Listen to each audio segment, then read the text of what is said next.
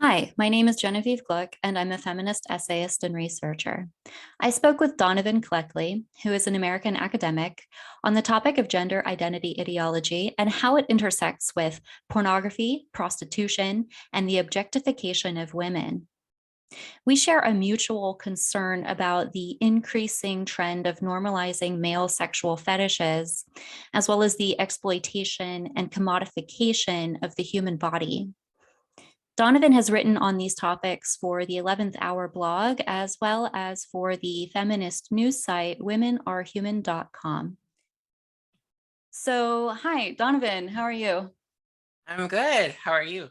I'm good. I'm really excited to be talking with you today about some of the things that we've kind of talked about on Twitter together a little bit, and you've written extensively about these sorts of topics, which is why we're talking now.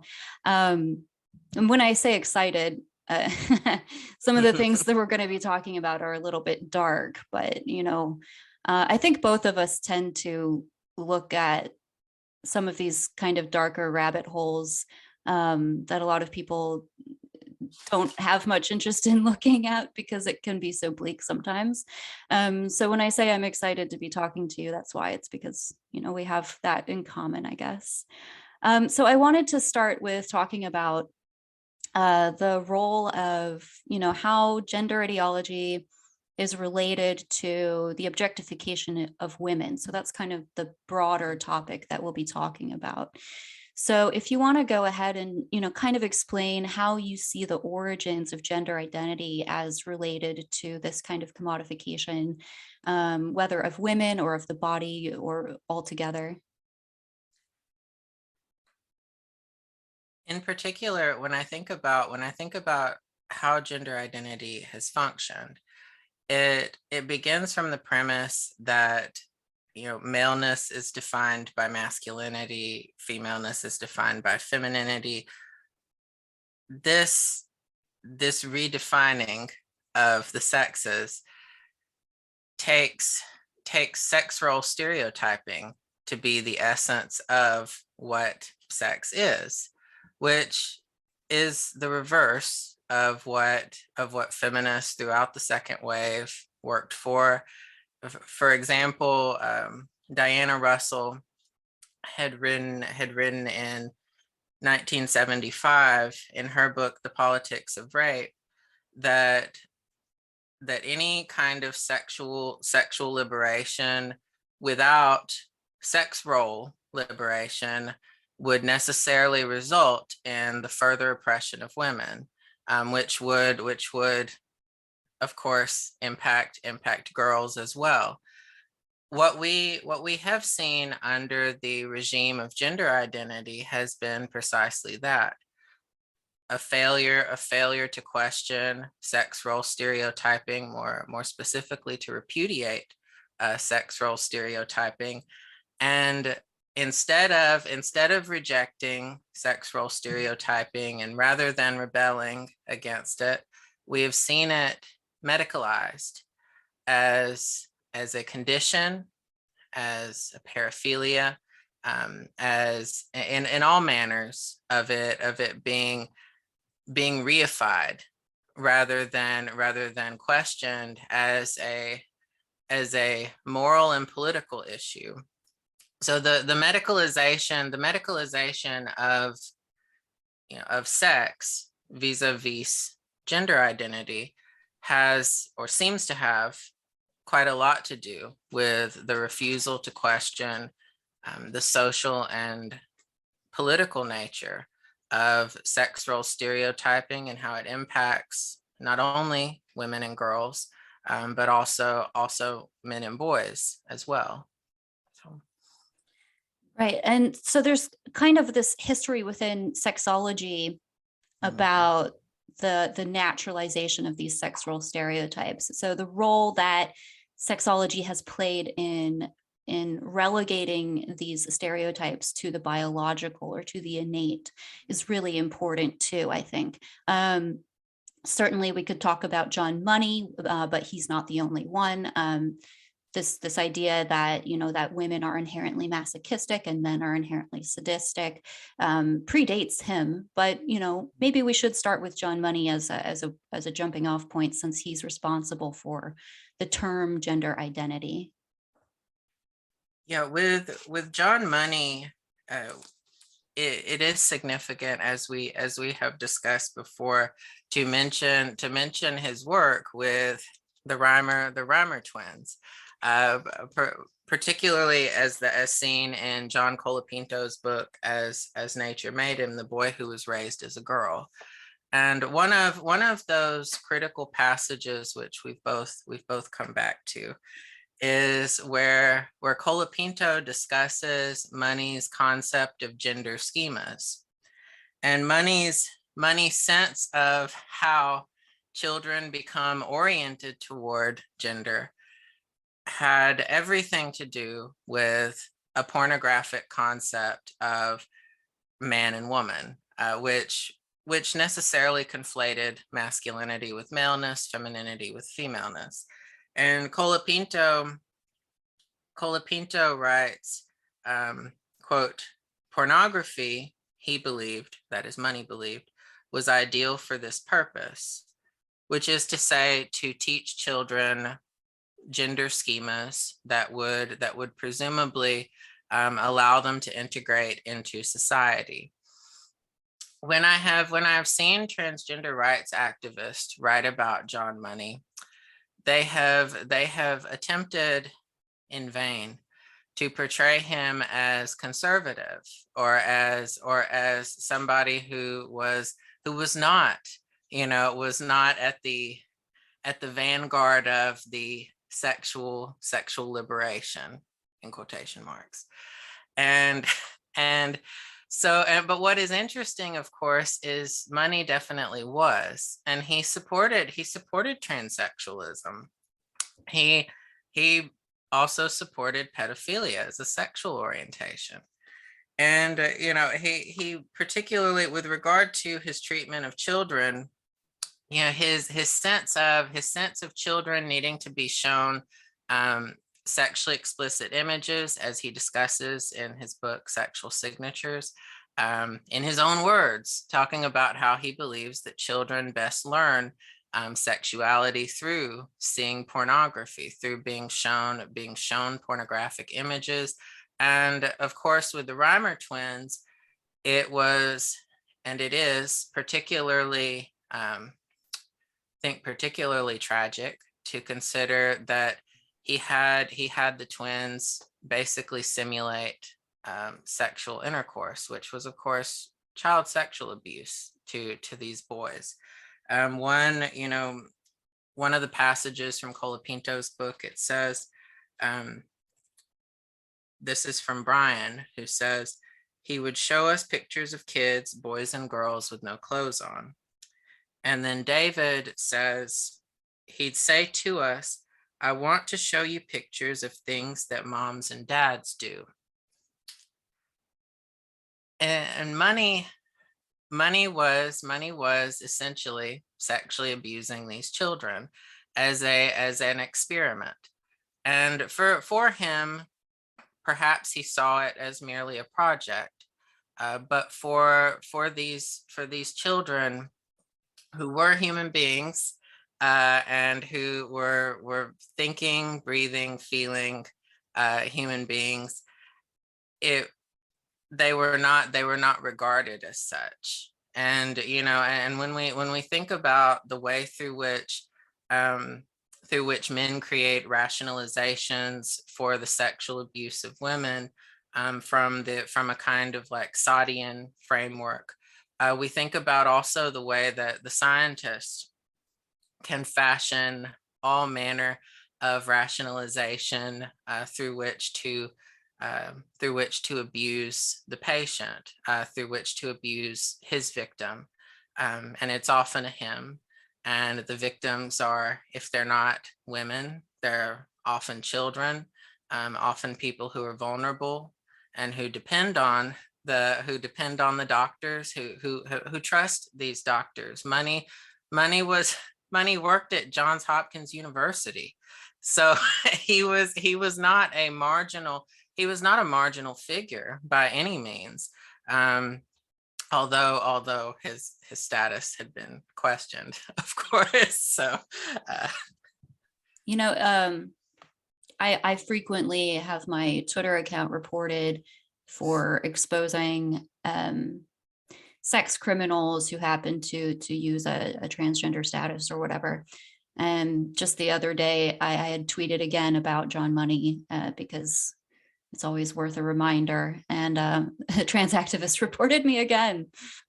And it's like, you're telling on yourself, you know, you're showing who you are when you're trying to cover up this history. But there is a lot of that covering up of the history of the whole concept, the whole origination of gender identity and the horrific abuses that you've just described that are involved in it. And those children, by the way, should be noted, they did go on to commit suicide as adults, both. And there's for anyone who's interested, there's an interview that David Reimer had done with Oprah back in, I think it was in the year 2000. So when that book came out, it was actually a national bestseller.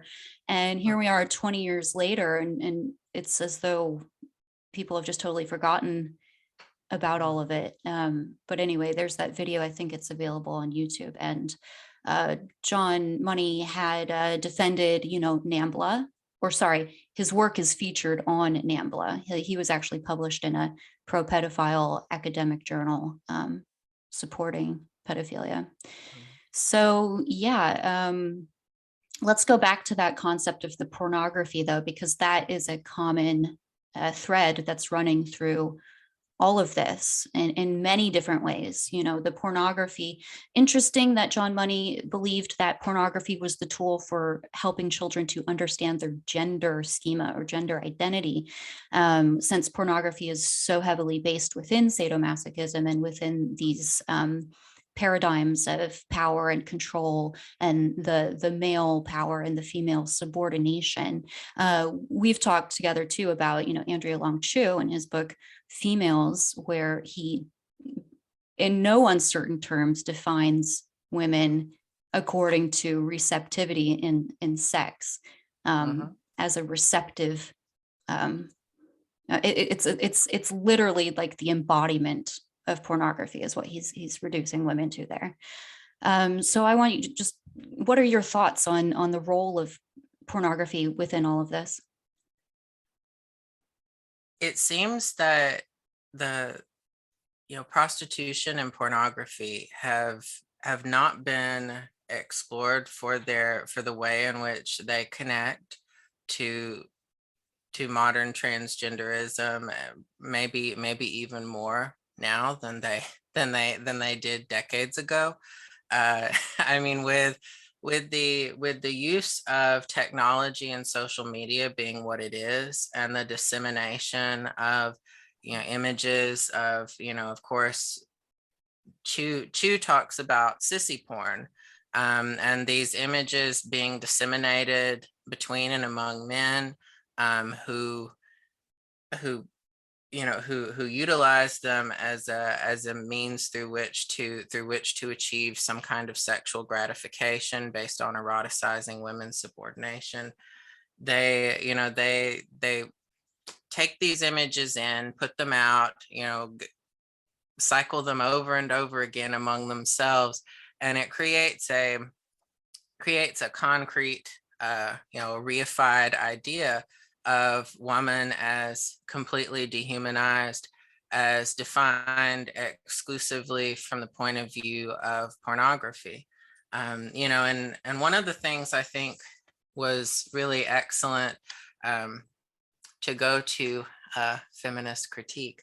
There was Janice Raymond's wonderful book, recent work published by Spinifex Press, Doublethink: A Feminist Challenge to Transgenderism, and she cites some work by you, and she talks about the way in which, and she says the sex industry has numerous links with the transgender industry. Both have built edifices of exploitation based on misogyny and the downgrading of women's rights. Both are sold to women as empowerment, liberation, and consumer choice. And both are industries that have managed to expand by protecting men's rights.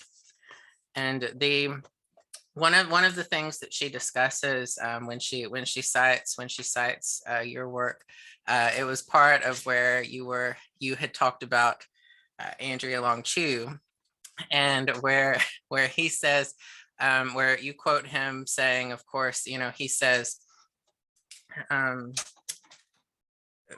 femaleness is to be fucked because getting fucked is what female is, something akin to that. And he says, he says this, and people will just read it and be like, oh, okay.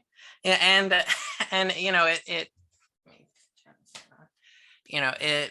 it makes one wonder how these men have been able to mainstream this idea the way they have. And I ask myself, women are over half the human population, and yet they have the power of a minority group, and have been, women across race and class have been beneath the foot of men.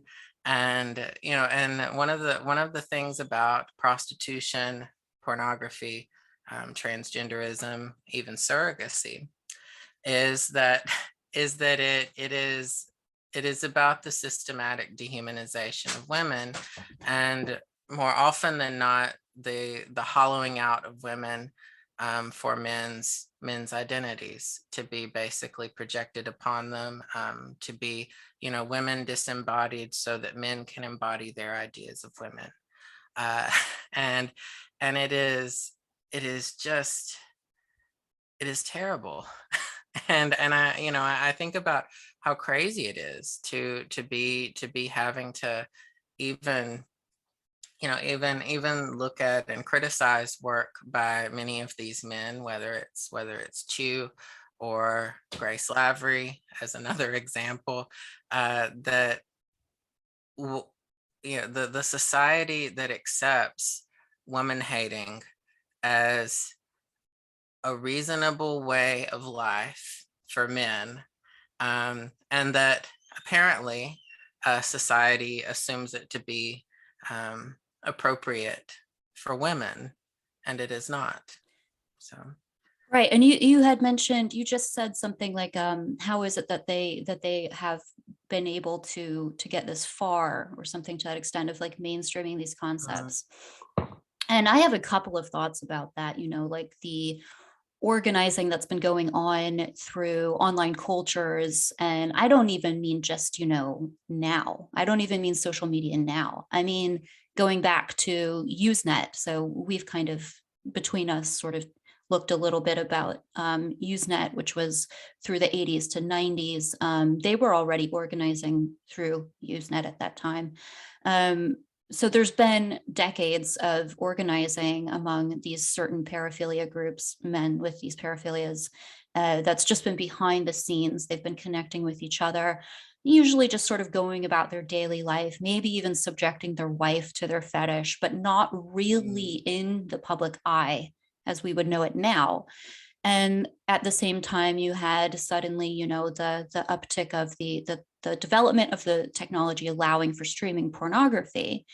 And then, then you had everyone having having pornography access immediately available in their pocket. So at the same time that they're doing the organizing, the society itself is getting groomed into these ideas through the pornography. That's the way that I would see it, and how it's becoming more and more mainstream and accepted.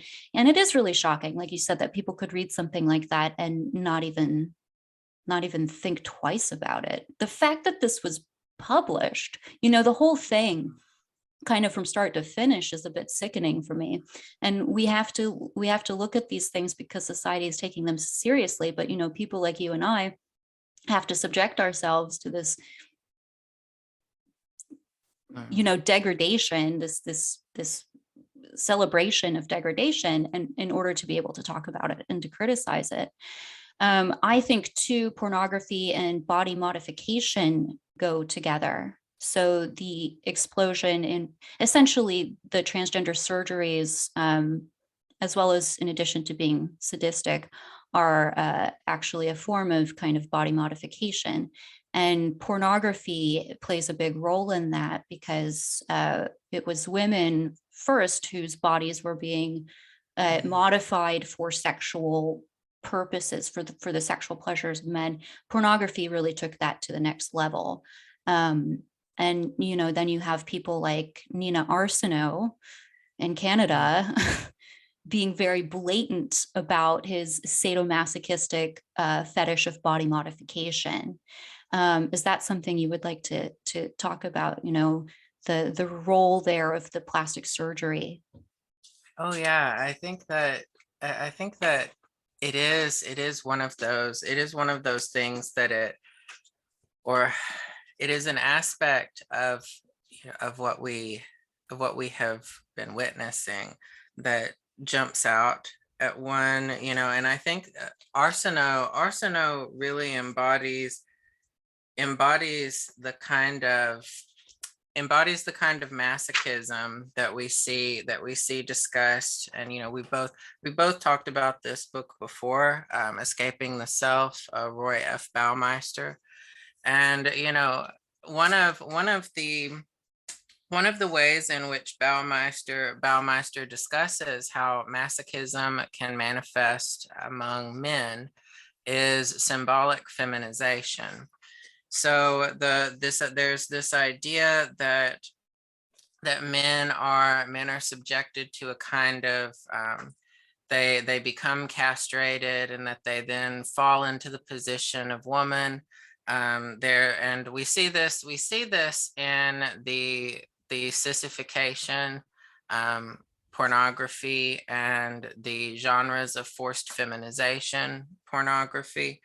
And so one of Baumeister's observations that I think is most, or rather two of them actually. One on page 128, where he says, being converted into a new person with a new gender, new role, and new name is a thorough alteration of one's identity. One escapes from the self so thoroughly that one becomes someone else. And then on 129, he says, quote, the fact that masochists like to imagine themselves as slaves is a naked indication of the desire to shed one's identity. And I think about how many of the men, and we see this in the writing that they do when they talk about their fantasies. They express the desire to be bound, tied up. Julia Serrano, for example, expressed the desire to be sold into sex slavery, as a having been a middle class white heterosexual male, talking about basically fetishizing being sold into sex slavery, which is something that disproportionately impacts, it impacts, of course, most specifically women, not men, and disproportionately, Black and brown women, especially women who are poor, which cuts across races, because of course impoverished women are those who end up in sex slavery. They end up in prostitution. These are the women who end up trafficked.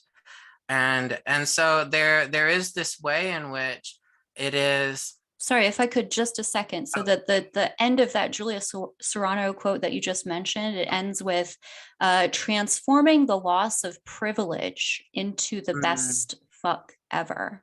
So it's the humiliation being treated as the source of the eroticism there, just massively insulting.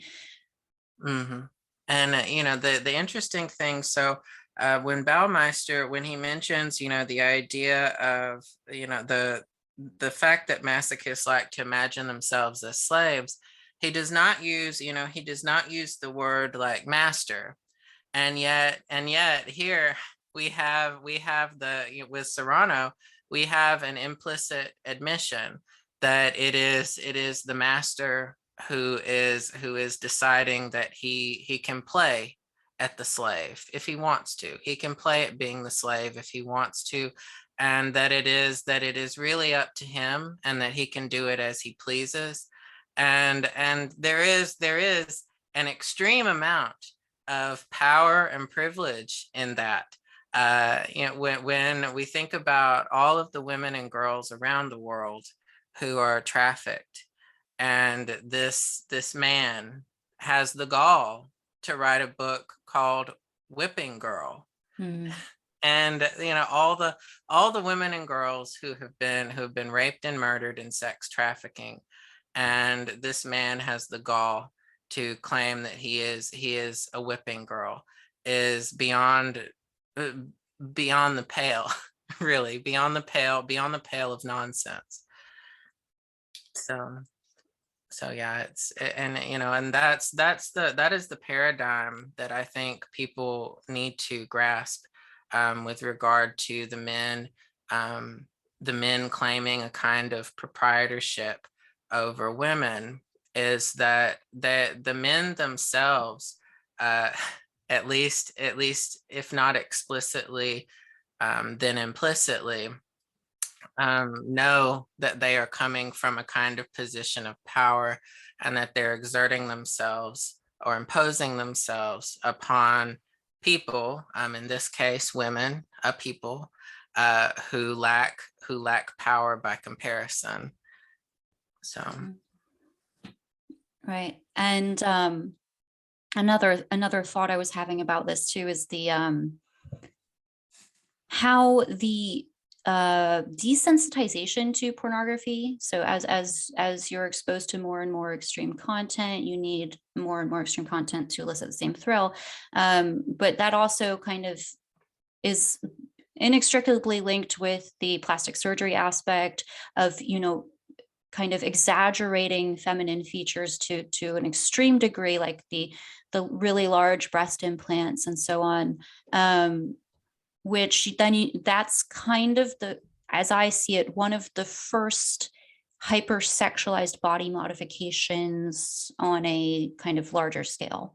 And then to compare that now with, things like facial feminization surgery, or even the double mastectomy as well, because that's a rejection of the pornography. So we're constructing these false bodies, but ultimately what the root of it is the influence of the pornography on that industry. Pornography allowed that industry to become prosperous, normalized, etc.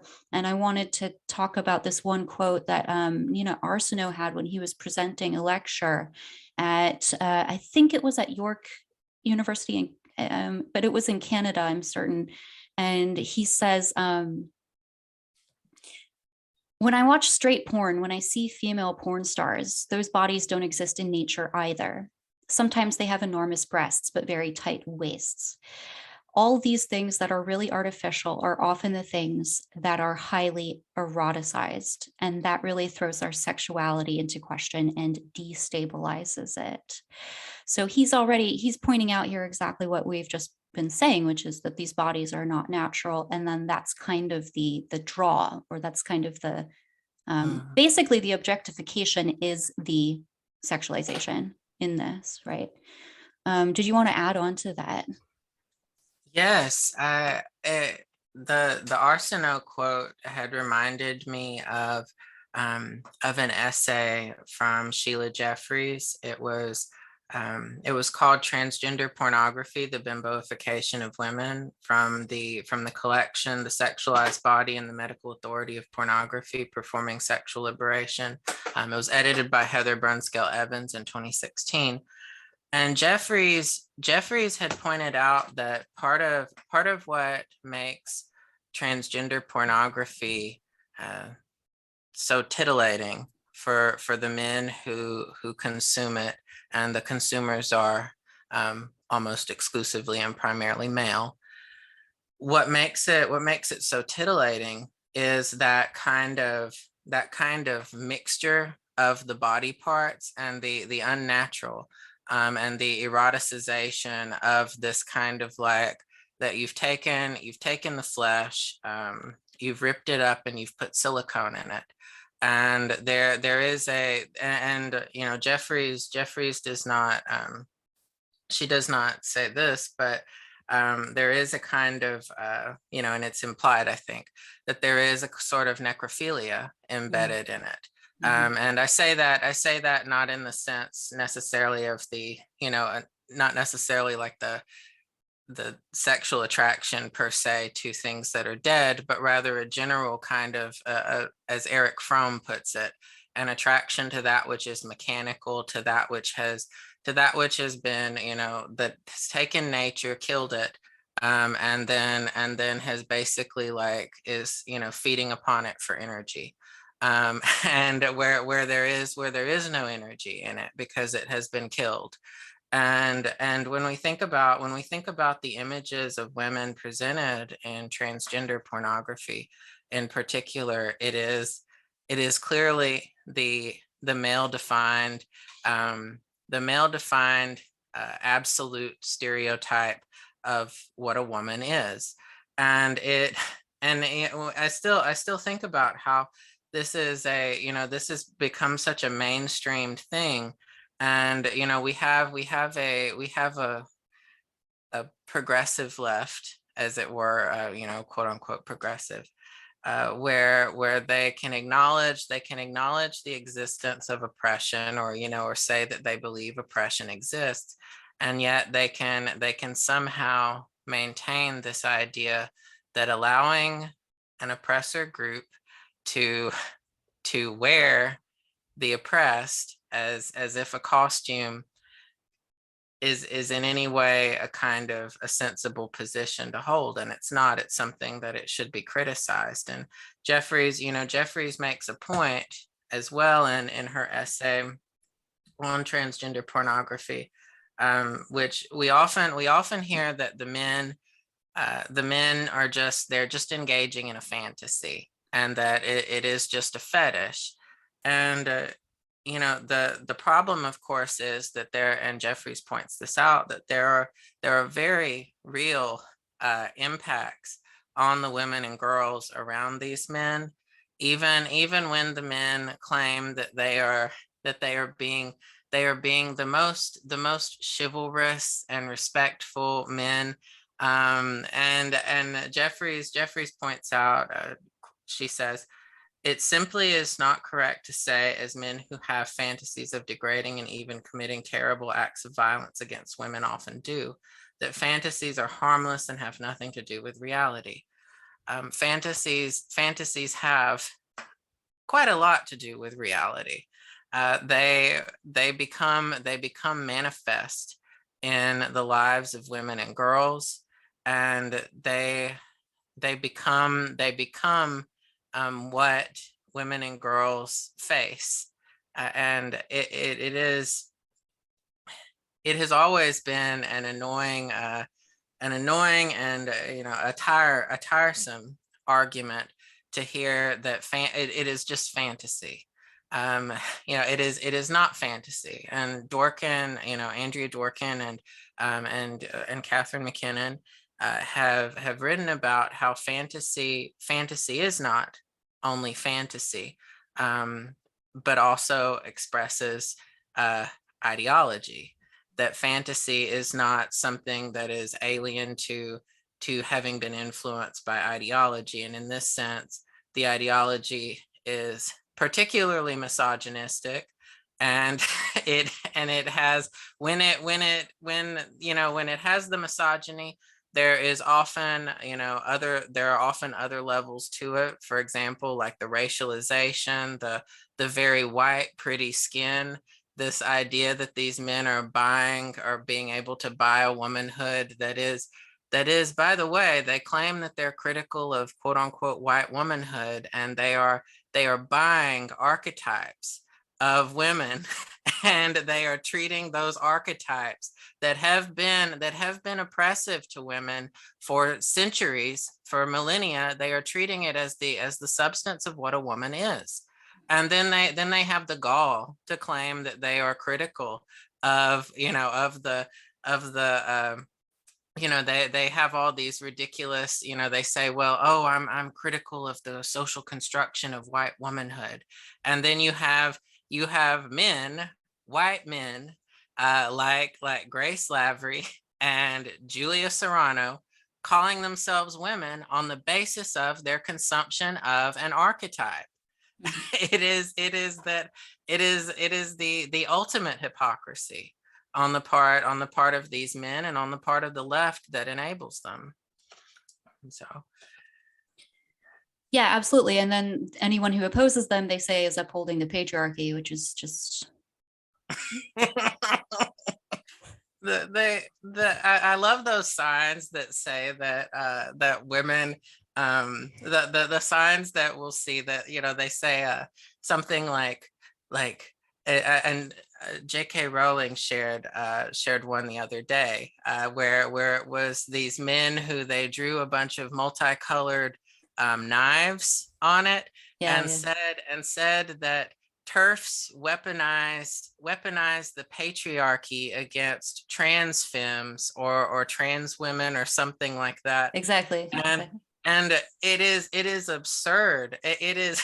I think about how, you know, it is to me so indicative of the fact that the left as it is, sorry, my cat's jumping around, the left as it is lacks class analysis. And you know, for people who actually have some kind of class analysis, they would regard it as absurd for an oppressor group to turn around, and when you talk about, say, like patriarchy, they turn around and say, I know you are, but what am I?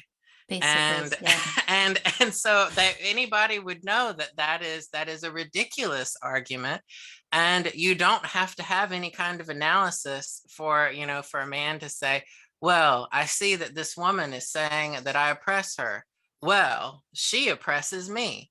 And Well, hold on a second there, because that's interesting. It's almost like a stunted maturity, you know.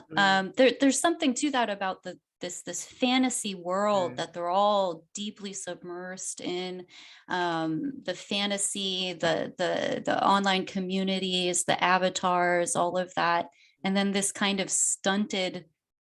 It's almost like they're trapped within their own ego, where there's no deference to any kind of outside opinion, which is really scary as a trend or as a phenomenon.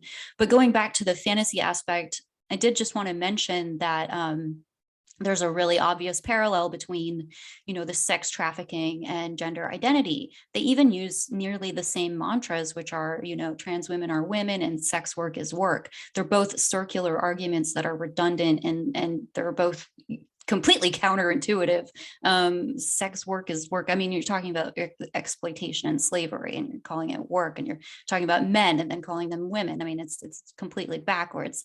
But they do organize around this, and this is a multinational trend. You know, I mean, it goes on in the U.S., but not only the U.S. There was a man in Romania who identifies as a woman, who was running on the platform of quote unquote sex work. There's Cecilia Gentili in New York, who is trying to basically legalize brothels in New York State. So, and then every time I see that, I keep thinking of the quote from Julia Serrano. But not only that, I see a whole bunch of these quote unquote sissy captions, which are these images where they take pornographic photos of actual women. So it's almost never, ever men made to look like women. It's almost always women, except, you know, sometimes they do this really creepy thing where they use little boys. They'll take pictures of boys dressed in drag and use those too, which is really disturbing. But anyway, they take these images and they write captions next to them. So that's the caption aspect. And often there is that theme of slavery, of sex trafficking, of wanting to be sold into sexual slavery. So when you have this kind of activism at the front doing these lobbying for decriminalizing, they call it, but essentially legalizing the sex industry, in the background you have that, you know, you have what the reality is which they're fetishizing it, you know. mm. And you know, that makes me think of, you know, how it goes back, and it goes back to what Raymond had pointed out as well regarding how the sex industry, and as we have noticed it, has intertwined with the kind of gender industry, and really they basically fold into each other. And I think that people do not consider how they do actually, like, they do intertwine and connect with each other. Raymond points out, and she talks a bit about the trans pornography industry. And she says, the pornography industry, and this is in general, feeds on women's hatred of their bodies. Young girls learn to hate their bodies at an early age, and many take eating disorders to the point of starvation. Some engage in cutting, others are pressured into sexting and self-sexual objectification, which has become a free trade in teen pornography. For a number of girls and young women, these disorders are a prelude to cutting off their breast to identify as men. And so there is this dynamic where the pornography lays the basis for which, or by which the industry, or the industrial aspects of transgenderism sort of come in and lay roots. And so you have the essential dynamic of pornography as propaganda, that it functions in an ideological way apart from its industrial aspects. And it acts as both an ideology, an industry, and its own institution. And then of course you have it, which it influences the development of transgenderism and the medicalization of the body. When we think about, again, Heather Brunskell Evans's collection on the sexualized body and the medical authority of pornography, it's that these images, which function as propaganda, then become taken as not only real, and they are real, but they become sort of reified in the everyday lives of women and girls, and of course men and boys, with increasing numbers of little boys being subjected to medicalization, being castrated, and Right. told it is mental health care that they need, quote unquote mental health care, and to give them Lupron, or equivalent puberty blockers that cause serious lifelong health issues, which undoubtedly will also negatively impact their mental health. Mhm. So they are being offered something that will hurt them for the rest of their lives, and that will not do anything other than maybe give some kind of cosmetics. But that is essentially what they are being offered, is cosmetics, and not anything of substance beneath the cosmetics. Right. And within all of that, you have the projections of the sadomasochistic projections of the men onto children, now, in order to normalize and rationalize their own fantasies, basically. And then they're using the actual material reality to do this, through which to do this, to justify their fantasies, well, in some cases it's not even fantasy, right? Because then they act on it as well. So I mean, there's also that overlap, which really needs to be explored more, the overlap between the drugs given to chemically castrate children as puberty blockers and the fact that they're given to sex offenders to chemically castrate them. That's a huge overlap that I've just been looking into recently. For example, Eli Coleman, the former president of WPATH, before he got involved in all of this, in WPATH even, and in the transgender debate, really, his work was in treating sex offenders with pharmaceuticals. And 2 years before the Dutch protocol, he was in the Netherlands, in Amsterdam, talking about Lupron for sex offenders. So the overlap is quite, I don't know how to describe it. I'm still looking into it, but it's obvious, it's there. And not only Coleman, but also the French president of FPATH, so the French division of WPATH, essentially. Basically, for those who don't know, the leading bodies on transgender health, they call it. But I also really liked some of your comments and thoughts about, postmodernism. You had highlighted some quotes from a woman named Jane Gallup, who we had both talked about before for her quotes that were featured in Summer Brodribb's book, The Feminist Critique of Postmodernism. But you went a step further and you actually looked into her book, Thinking Through the Body. Oh yeah, and I had found Gallup to be fascinating in her analysis, and of course a critique that she does of postmodernism is her pointing out. So let's see. So she says, and this is on page 100. She says, postmodernist thinkers are defending against the downfall of patriarchy by trying to be not male. And she says, in drag, they are aping the feminine rather than thinking their place as men in an obsolescent patriarchy. Sorry, can you say that one more time? I love that. I love that line. Postmodernist thinkers are defending against the downfall of patriarchy by trying to be not male. In drag, they are aping the feminine rather than thinking their place as men in an obsolescent patriarchy. And then one of the moments that I particularly like, she critiques Jacques Derrida, and she says, this male champion of the attack on the phallus is still too busy attacking feminists for being phallic. Being anti-phallic becomes the new phallus, which women come up lacking once again. And so what I find most interesting as well with the phenomena of so many of these so-called literary theorists, male literary theorists, deciding that they're women, including Grace Lavery. We see with works like that of Grace Lavery's Please Miss, a heartbreaking work of Staggering Penis, and Andrea Long Chu's book Females, Julia Serrano's book Whipping Girl.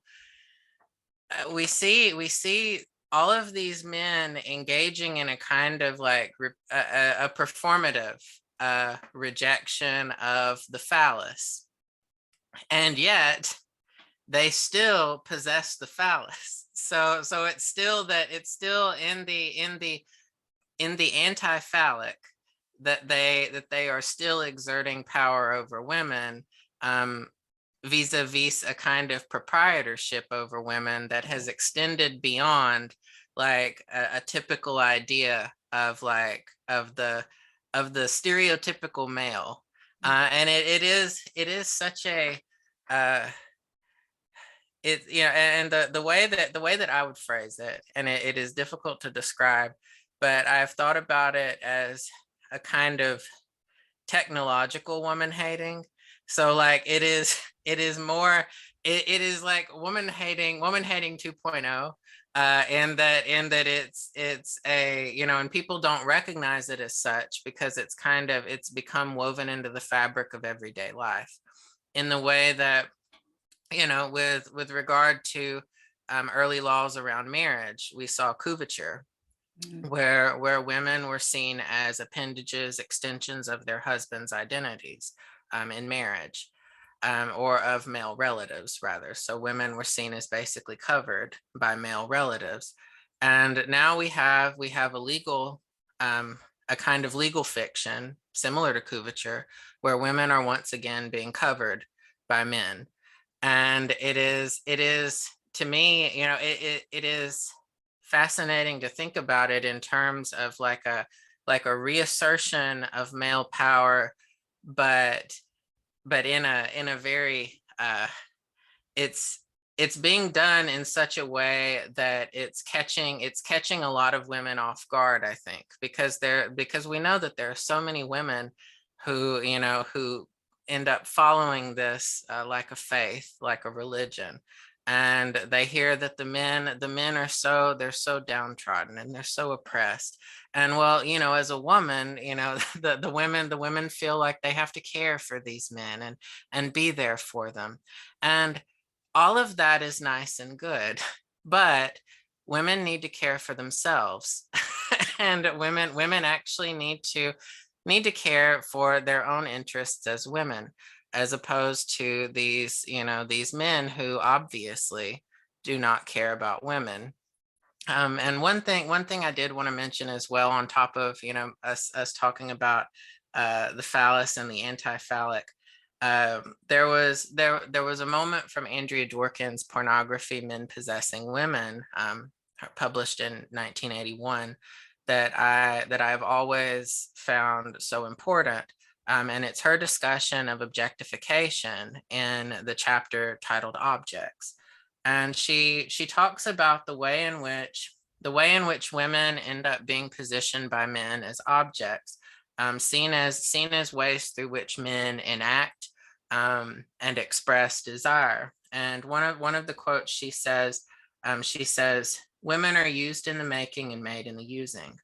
And so there's this dynamic that exists within pornography, which is similar to, of course, the parallel here is to Simone de Beauvoir's "One is not born, but rather becomes a woman."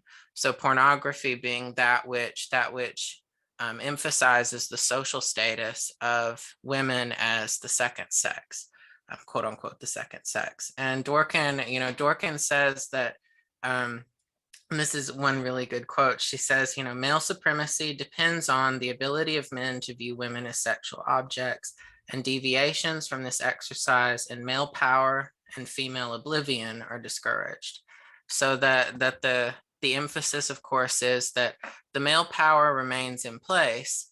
The female oblivion, however, is what is the underside of the male power, because in order to have men on top, you have to have women, you have to have them standing on women's necks. In order to have them propped up on women, they stand on women's necks.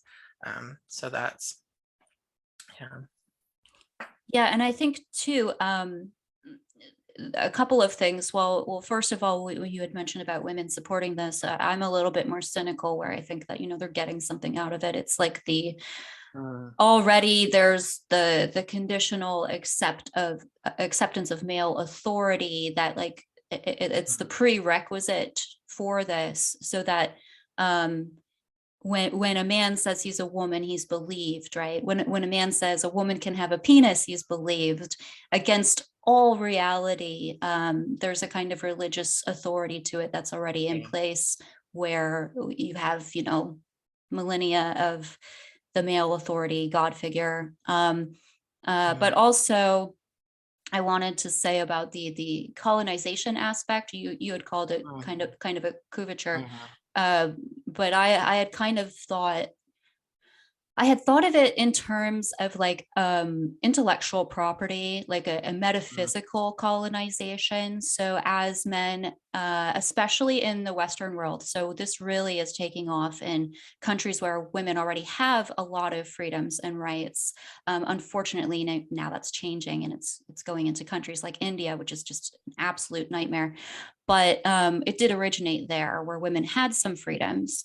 And so what you have is the realm of the physical colonization being kind of off limits, or being put off limits. And so instead, going into the metaphysical and dragging women back into the realm of ideology to set up camp in their minds, to get them to obey again. And then I think of the word cis as a signaling that you will obey the male authority. That's all it really is. It's kind of meaningless otherwise, but what it does is it shows that, yes, I will accept your authority or your definition of what a woman is. Oh yeah, the religious element to it has been of interest to me. I think about the critiques, such as those put forth by like Victoria Woodhull and Emma Goldman, when they talked about, women being in the pews, women being in the pews listening to, preachers who really had no interest in the women's lives, and they wanted them there. They didn't really care for the women, and the women would then submit themselves to an ideology or religion, what have you, that is that is in opposition to women's interests. And I think about how that dynamic reproduces itself with this movement that has the force of a religion, to it. That it has all the force of a religion, a kind of replacement, in a way, for religion, where once we had more people who followed, like, in America, or in Britain or so.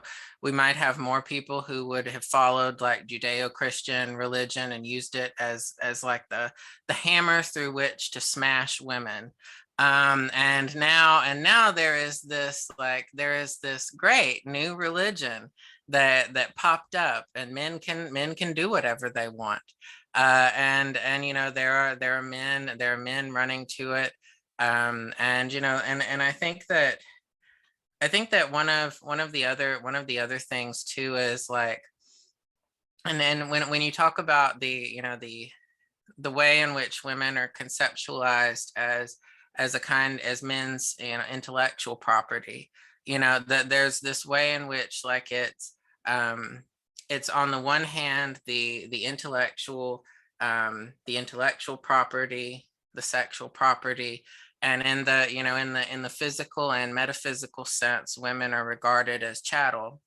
And of course, when you say intellectual property, it makes me think a lot of Marilyn Frye's use of the concept metaphysical misogyny, where it's the misogyny that, like, it's not the same as the fist to the face, but it's a kind of, like, it's woven into the fabric of things such that, like, it ends up becoming the basis through which women end up being beaten, women end up being hurt, raped, such as put in prisons with male rapists.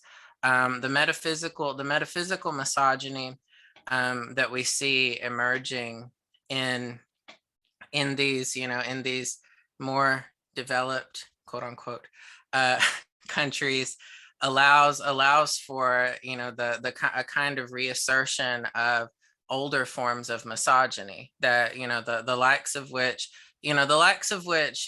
echo Victorian kind of misogyny, like old misogyny.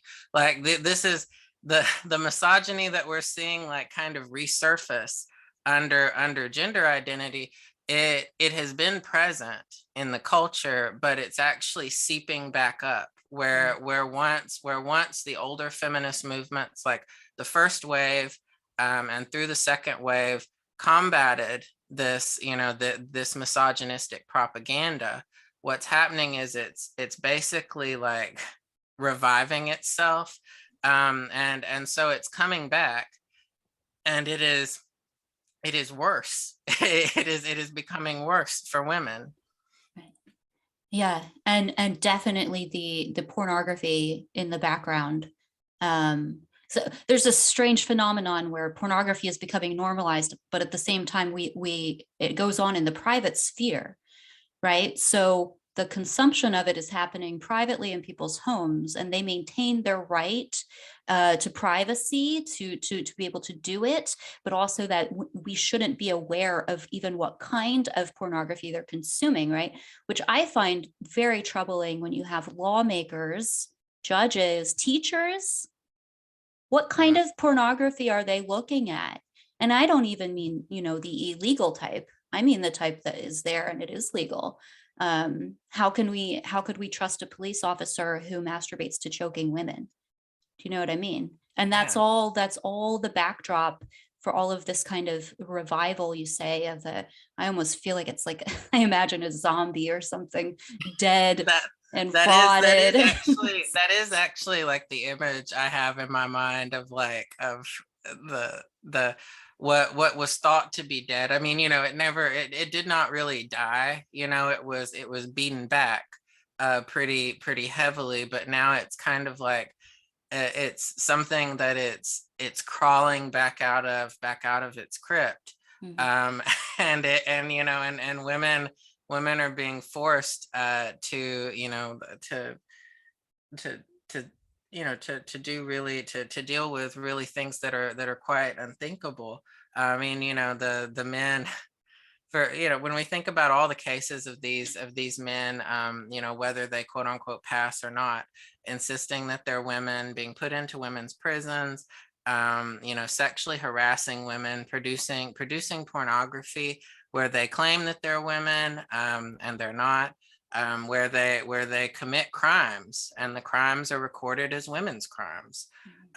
We are seeing this happen in a way that it feels like a reassertion of women's second class status in society, in these in our societies, which we thought had gained so much in terms of women's rights, and certainly there were advances and there have been advances that were made, but this backlash is unprecedented, in a way, because it has so much funding behind it and so much institutional power, that it really, it is not just it's not just like misogyny that's just like garden variety. It's it's the misogyny that has big money with it, and that has helped make it what it is, So as a new machine of woman hating. yeah, so on that note, can you tell me about Martine Rothblatt, who you've written about before in the context of transhumanism? Sorry. Yeah. So to discuss a little bit about Rothblatt, he had written a book which came out in 1995, which was called "The Apartheid of Sex: A Manifesto on the Freedom of Gender." He did a more recent update of the work, which had been titled "From Transgender to Transhuman: A Manifesto on the Freedom of Form." And in particular, one moment in his book, which I think is of relevance to us as we've discussed pornography and men possessing women, uh, is his section called "Is Consciousness Like Pornography?" And one of the moments that he in the text, and I think it is quite a significant moment, is where he talks about the building of minds, um, of artificial minds, and he says, quote, "Build minds that pass the pornography test, minds that seem as authentic as our own. Once that is done, sexual identity will be liberated, not only from genitals, but from flesh itself. Consciousness will be as free to flow beyond the confines of one flesh body as gender is free to flow beyond the confines of one flesh genital." End quote. And and it is one of those things where when you read it, the first sense you have is, of course, what the fuck. And and then and then and then, and as I sat down and thought about it, we've talked about Baumeister, and his concept of, and his, conceptualization of masochism, and the way in which gender identity figures as this kind of escape from the self, that people who are, especially people who have power. Baumeister points out that the vast majority of masochists, of course, he was looking at studies that primarily looked at men, and it was men who were the ones who were wanting to be whipped. Imagine that. And and then the other interesting thing, like in terms of demographics, they more often than not tended to be white and middle class, or middle to upper class. So these were relatively like privileged, affluent men. And in Rothblatt's case, of course, Rothblatt is a multimillionaire, with various connections to, he founded, United Therapeutics. He has quite an extensive amount of money, and one of the interesting things, in the piece, which I was very thankful to, Jennifer Billick for sharing it, on the 11th Hour blog. And one of the things, apart from the money, which Billick has discussed as well, is also the way in which the image, on the front of the cover of Rothblatt's book actually speaks to his project, which the image, people often think that he did a bad, like, childlike portrait, or tried to draw a portrait of his wife Bina. However, this is not his wife Bina. The image on the cover of the book is actually his character from Second Life, and it's talked about in his New York Magazine profile, from 2014. And the name of the character, so a dark-skinned woman, sexy dark-skinned woman, as described, named Vitology Destiny, much like how we might think of, manifest destiny. So Vito meaning life, vitology, destiny, manifest destiny, which is the metaphor, the basic metaphor for colonization. And and so it seems like these things are very apparent. They're kind of jumping out at people, and there is a refusal to see it for what it is.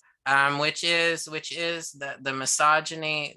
It is drenched in misogyny. There is, of course, the homophobia, among so many of these heterosexual people who are deciding to just pick up a lesbian or gay identity just because they want to have some fun one day. And they treat, as womanhood is treated like an amusement park for men, so too is all, our lesbians and gay men. Homosexuality itself has also been treated as an amusement park for heterosexual people who are feeling quite frisky. And of course, then they can just throw us away when they're done. They can just throw us away, like we are discardable, like we're garbage. They just throw us away.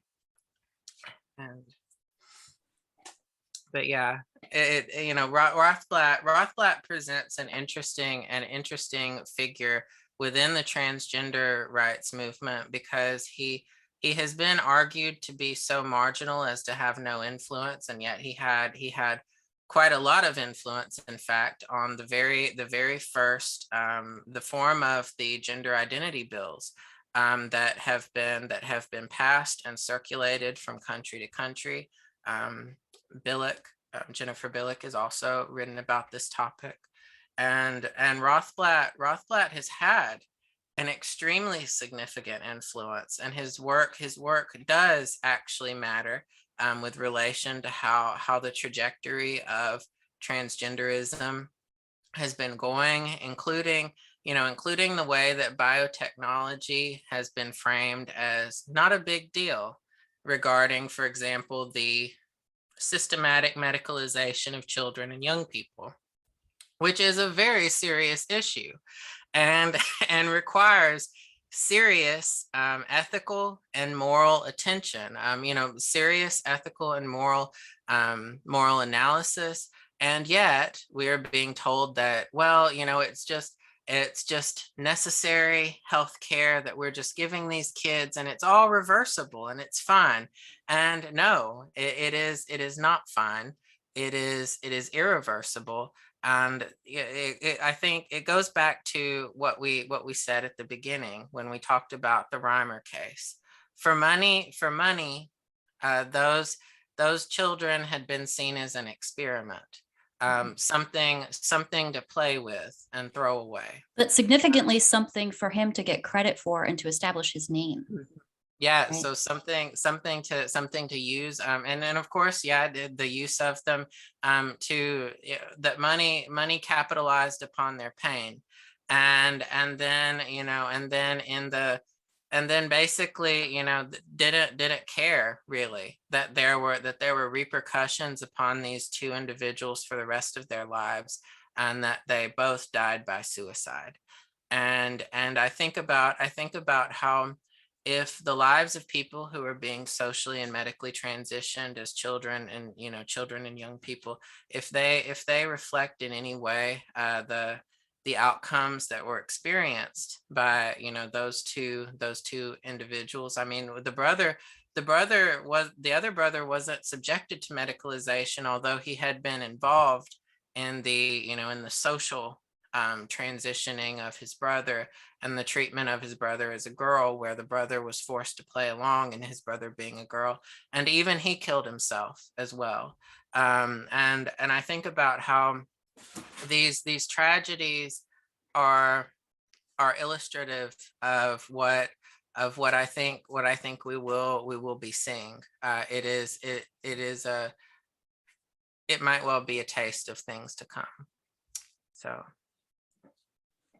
Well, I think that's a good stopping point, unless if there's anything else you want to say. Oh, maybe how can we support some of your research and writing? Oh, certainly. I have my website where I post some of my writings. I also can be found on Twitter under my name. And yeah, I have like a PayPal and a Patreon and such that are linked. But certainly, if you see my articles or see my name, just share around. I always love to know that people read the work, and I like to discuss the issues with people, and I really value reading a lot, and I think that I'm particularly thankful for so many women who read and share the work, because it means very much to me. So.